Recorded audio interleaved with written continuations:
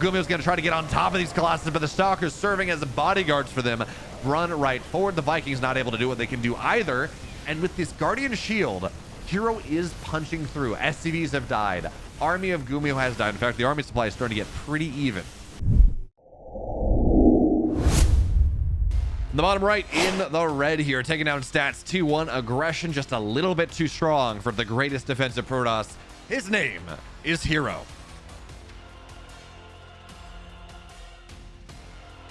And in the upper left in the blue, the Terran, the man of mech, the man who has broken cyclones more than anyone else. Well, for Cloud9 now, it's Gumiho. And I'm sitting here just like, man, wait. Who does Gumiho play for again? I don't know. I'm very confused. Now, this is a bit of an interesting scenario already as the game starts, because Gumiho has decided, yeah, you know, I'm not gonna block the wall with this. I'm gonna put my barracks back towards the back of the base, and there are a couple ways you can look at this, and the primary one is, okay, Gumiho, sometimes a Protoss player will go and they're gonna scout up until just about right up here on the ramp, right? They're gonna go just about right there. They're gonna say, oh, is there something? No? Okay, maybe I gotta worry about a proxy. And by putting this barracks back just a tiny bit, sometimes you can scare the Protoss player into maybe overcommitting, maybe getting a zealot that they don't need to make, things like that. So for now, herO is well aware of things. He's not really going to fall victim to this. And by the way, despite gas being mined off this is a marine expanse. So this tells us that there is whatever tech is going to be coming out of Gumiho in this game is going to be coming up very, very quickly. He gets gas. I mean, as you want to, of course, it's a single gas expand. But again, by not getting that Reaper, he gives up map control. He relinquishes this power to go and have his own scouting be done in favor of having a much quicker factory, in favor of having a much quicker starport. And what that means then is theoretically, you know, you're either going to get a quick Widowmine drop, you might go Hellion drops. We're going to have to see exactly where he decides to go, but Gumiho opening up some more aggressive options, maybe just a little bit more. herO, of course, Twilight on the way pretty quickly, even before the natural is done. This is not necessarily, by the way, telling us this is going to be 4-gate blink and a bit of an all-in, but it is on the earlier end of where exactly you're going to get that Twilight get started. So for now, first Hellion's out. There's no reactor on it, so unlikely it's going to be a Hellion drop.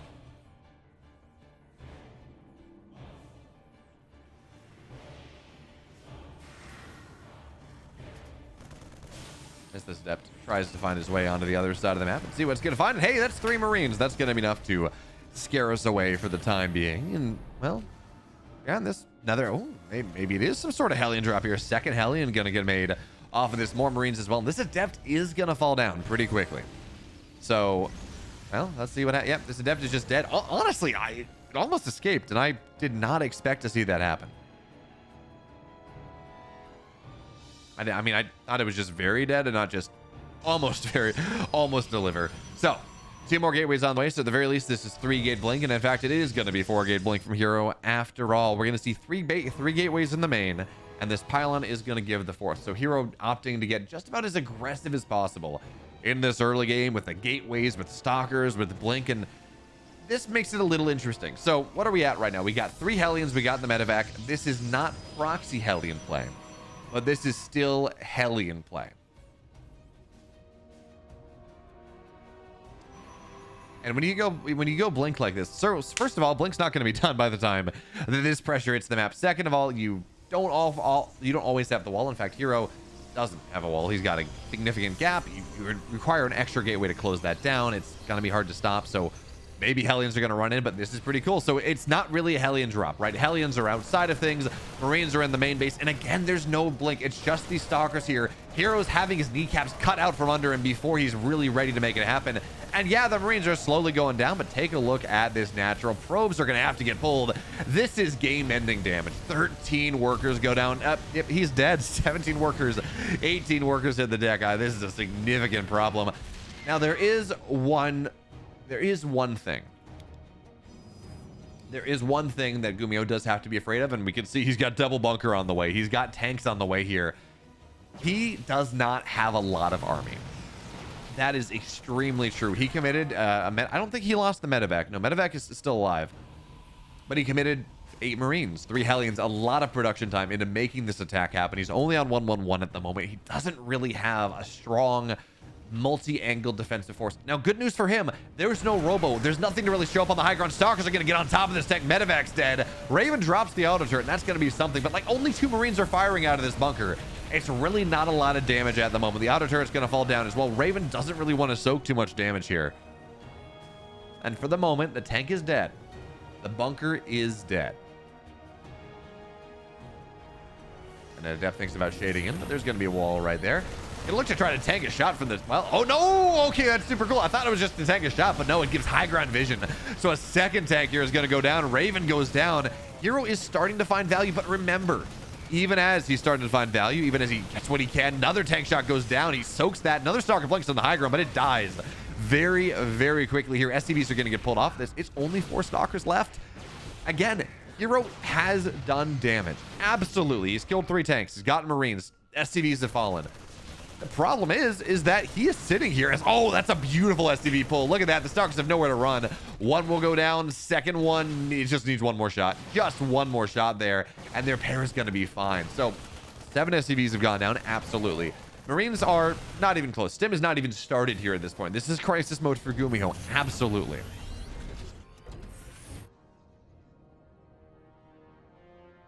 Absolutely, that is the case.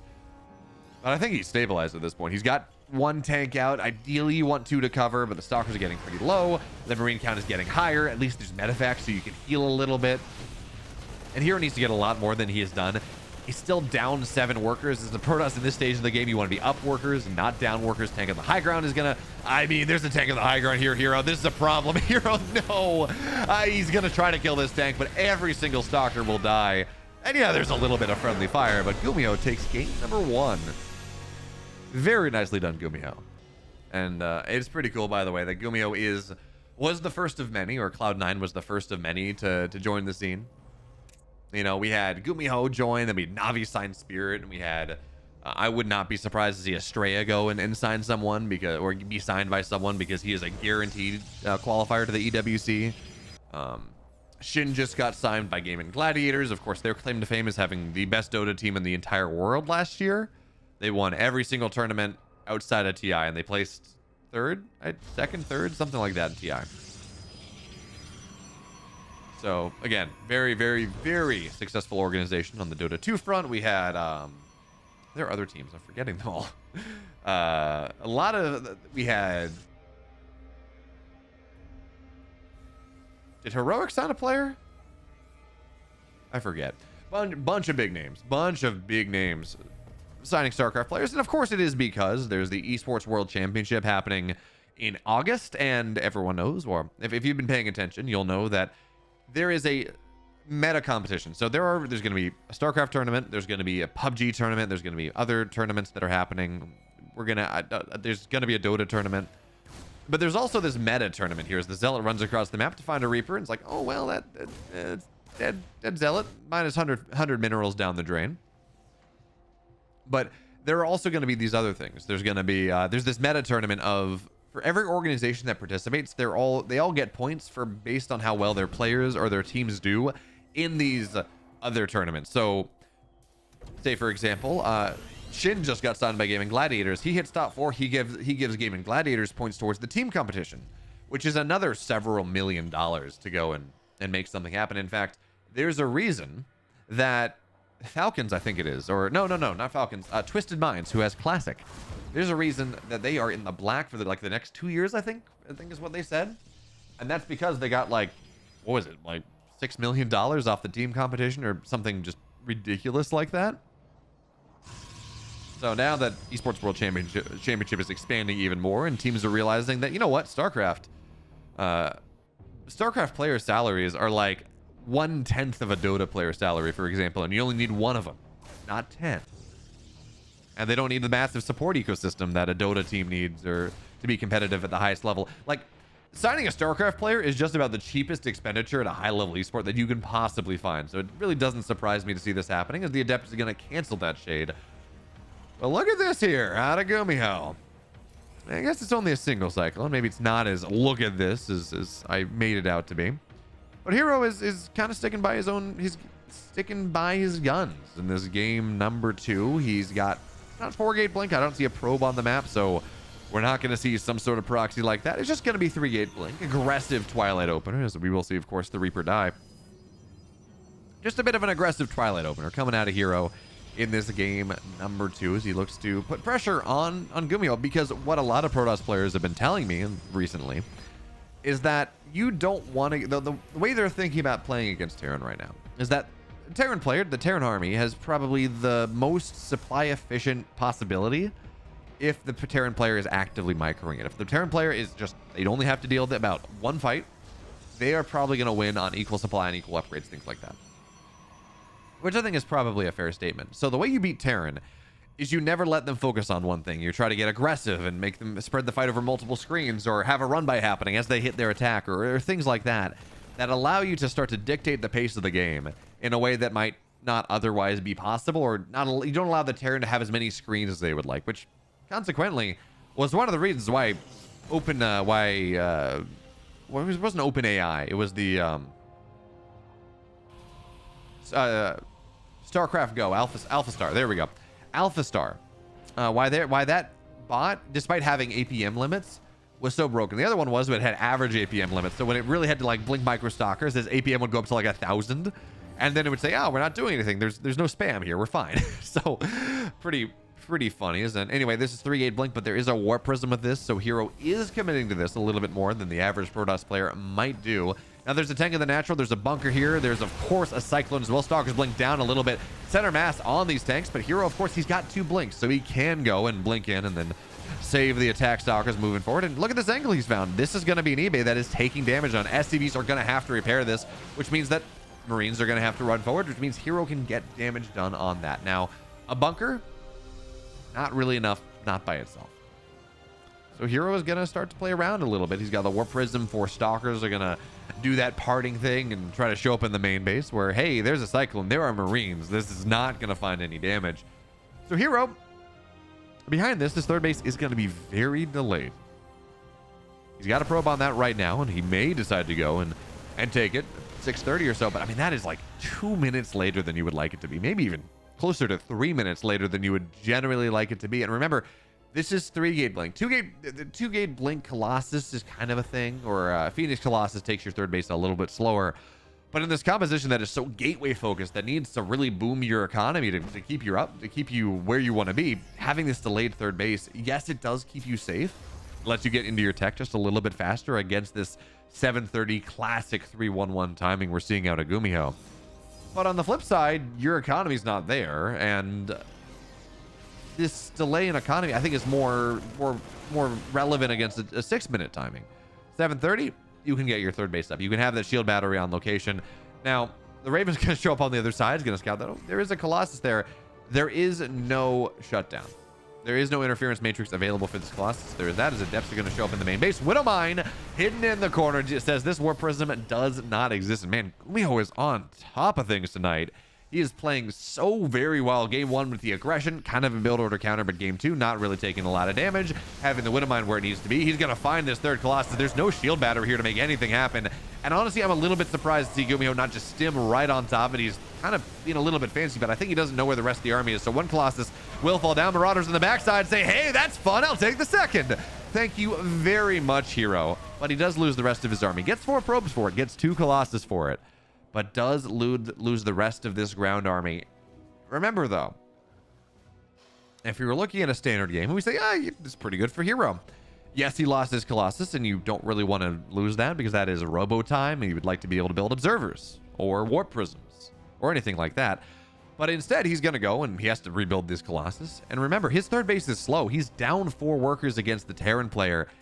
It does kind of feel like he's got to make something happen. So he's got 1 Colossus on the map, more are on the way. He's got these stalkers here on the right side where the tanks are not really properly sieged. He's going to try to get on top of where these SCVs are rallying over between the natural and the third. But the army of the Terran is up an upgrade. The army of the Terran is up 20 army supply.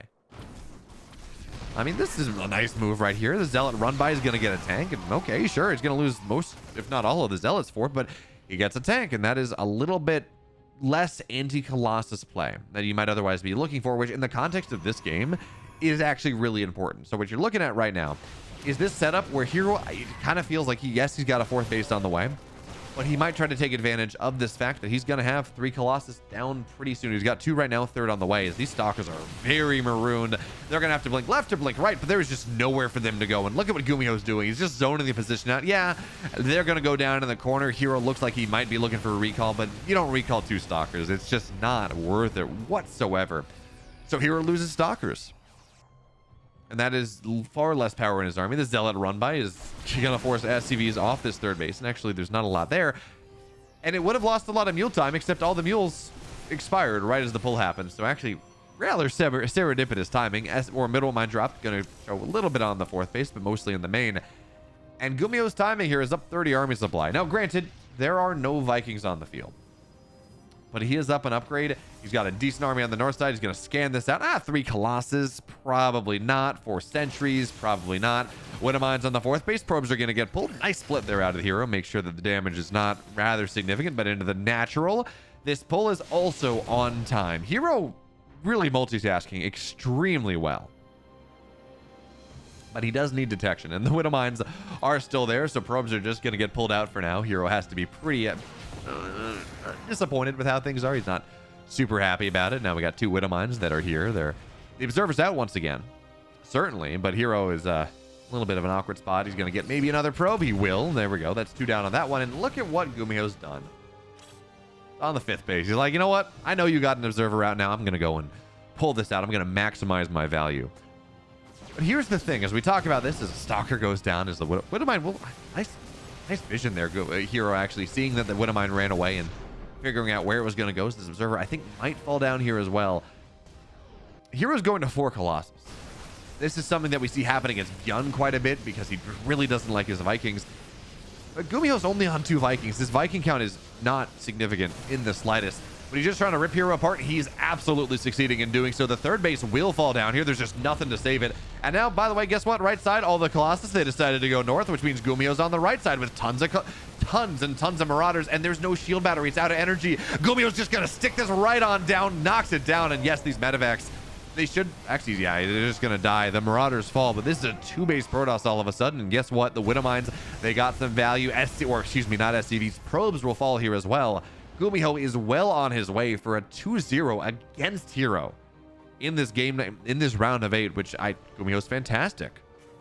herO is fantastic, but if you look at what a Legulac would say in a best of 3, something is broken. We're not looking at herO stats. They're in a best of 3. They're probably going to say that herO is favored in this matchup. So you got to be very careful. Gumiho, he's up in army supply. He doesn't have the Viking count that he would like to defend these 4 Colossus right now. herO is all in, and only half the army of Gumiho's right here. SCVs are being pulled. They're going to buy as much time as possible. Half the army of Gumiho's on the other side of the map, and the goal is, again, as good trades as you can possibly find. Gumiho's going to try to get on top of these Colossus, but the Stalkers serving as bodyguards for them run right forward. The Vikings not able to do what they can do either, and with this Guardian Shield, herO is punching through. SCVs have died. Army of Gumiho has died. In fact, the army supply is starting to get pretty even. But there is a wall in the main base, and the Stalkers, the only things that can go past it right now. Main base is now the target of Gumiho in this game. The Natural's dead. Natural is totally gone. More probes are going to hit the deck here. Gumiho, he's still mining out the 3rd base. Stalkers and Colossus have found their way into the main, but hey, Gumiho, he's a Terran player. He can lift up, he can run away, he can look to fight again, maybe another day. And he still has that mining on the 3rd base. Meanwhile, herO has 6 probes on the map. He's actually supply blocked as well, so that's kind of awkward. Does Gumiho have any production? Well, no, but he's got a 4th planetary. This is going to be a tough nut to crack. Yeah, there's this 3rd base here. Stalkers are going to blink on top of it. But again, Gumiho has mined a ton out of this. He doesn't want to lose these SCVs, but it's not the end of the world that he is. By the way, this Nexus is in the main base. Gumiho is well aware of where his opponent is rebuilding his position. So there is that. And Gumiho's got about 2,000 minerals in the bank, 1,000 gas in the bank. He's going to be able to start to reproduce fairly quickly. And by the way, eBays are not getting canceled. 3-3 will complete in this game, which is why that's actually such a big deal. Gumiho's army, down a little bit in supply, is going to have a 3 upgrade lead in about 10 seconds. Now, the barracks are falling, and that's a little bit unfortunate, but this planetary has money for days to be repaired. So the mining is there for Gumiho. Absolutely. He's killing off everything on the other side of the map. At this point, he just wants to make sure he's all in position. Now, again, this army is hard to kill. This army is really hard to kill. The force fields are going to keep the SCVs off this. Is this enough to break this down? I don't think so, actually. The planetary is doing so much. And again, these are +3 armor SCVs. They last just a little bit longer. And now the repair is going to be there. Once again, the force fields were not going to do it. We're going to see the HP start to increase that much more. And the army on the rejoinder is going to start to find its way onto the other side of the map. And this point is going to get really awkward. We still have no, we don't. The sentries died. The sentries died to the the sentries died to the planetary. 4 more Marines being made at a time. hero's army is much smaller than it was, and this army is going to get set up for this massive surround. Yes, Gumiho is having to go and spend a lot of his money on the repair. It doesn't matter. He's going to buy time. He's going to carpet bomb on top of this. No, he's not even. He doesn't even have to. He's just going to go into the main base. He's going to force hero to take a bad fight. Now, Stalkers are going to have to try to blink on top of this, but the army's already here. And I think this is all the structures. Yeah, it's all the structures that exist on the map. It's just going to be everything. Gumiho, does he take the fight against the army? Does he take the fight against the Nexus? Marines on the backside getting damage done here. Most of the Stalkers will fall, but now Gumiho says, okay, I'm going to try to kill this Nexus. I think that's how I end the game. Is he going to knock it down? He does. Gumiho in a true base trade. He's going to win this series. Moves on into the round of 4. When was the last time you saw a game won because the last structure fell? I truly don't know, but Gumiho does it in this game. That was a good one. That was a fantastic one.